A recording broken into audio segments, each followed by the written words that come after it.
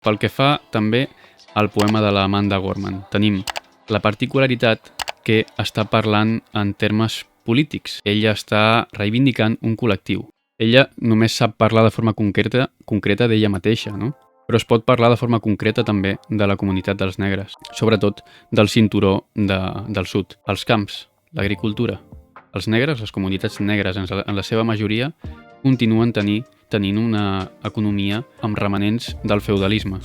L'economia dels negres del sud segueix depenent moltíssim del que és la terra, i això no es comenta, no? El poema és molt optimista. Això també és una clau de la forma en què escrivim poesia o literatura en general actualment. En un poema sempre ens acabem alliberant. Si se suposa que estem oprimits quan comencem a escriure el poema, no ens hem alliberat a l'acabar-ho, a no ser que efectivament hagis escrit el poema en un període de temps en què ha succeït una revolució, i això llavors ja no tinc res a dir. Però això no ha passat. Això també és qüestionable, no? Són lliures els negres i tenen un horitzó de llibertat tan proper com el que sembla? Podria ser en termes de si, per exemple, la consciència de la comunitat negra hagués avançat, però tampoc és el cas. No és el cas, no trobem cap tipus de programa d'alliberament actual de la comunitat negra, no hi ha cap organització que canalitzi els interessos de les altres organitzacions negres amb un programa efectiu per alliberar la comunitat negra. També es menciona la comunitat negra com part d'Amèrica, com una part essencial d'Amèrica. Això és cert, però també hagués estat molt bé mencionar que són afroamericans, perquè al final, i lligant-ho amb el que deia abans de les terres i l'economia de les comunitats negres, no? Que les terres són molt importants, l'agricultura segueix sent molt important, encara que no ho sembli, la qüestió negra és una qüestió nacional. Són afroamericans, africans-americans. Per què els negres continuen depenent tant de l'agricultura per sobreviure? Perquè hi ha una nació, un territori nacional negre dins dels Estats Units que està saquejat. Molts empresaris americans es beneficien d'aquests camps, d'aquest treball dels negres en els camps de cultiu.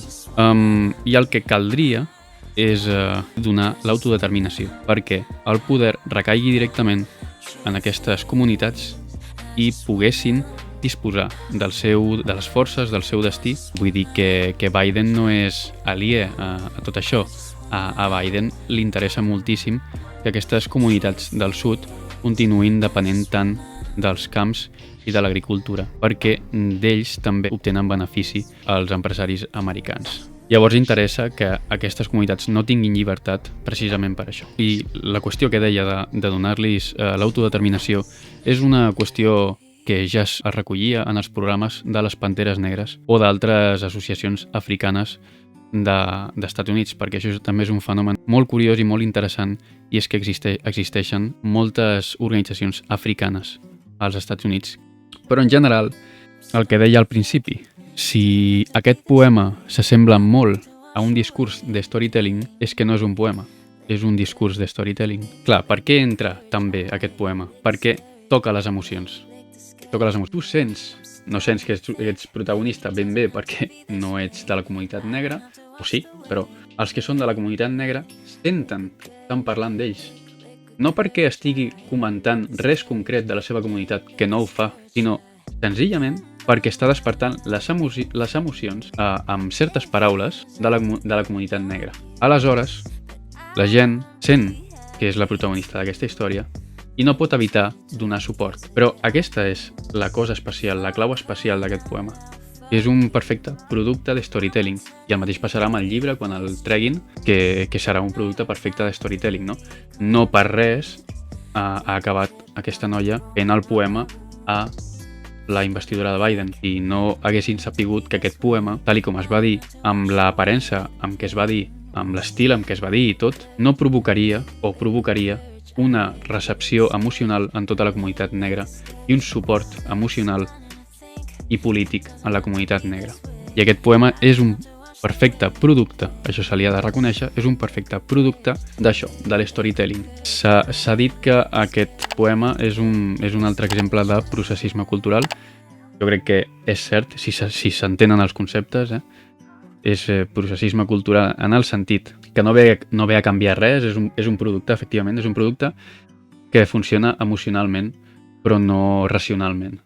Vull dir que si funcionés racionalment, hagués funcionat per transformar alguna cosa. Com si estigués concentrat en ell doncs, el discurs de Malcolm X, el discurs de Luther King, però de forma molt més eficient i cridant de forma interclassista a les persones de la comunitat negra. Això també denota l'interès de l'autora i dels promotors d'aquest poema, que evidentment no estan per l'alliberament o l'autodeterminació del poble negre. Només estan per recollir el suport polític i el suport emocional de la comunitat negra a Biden.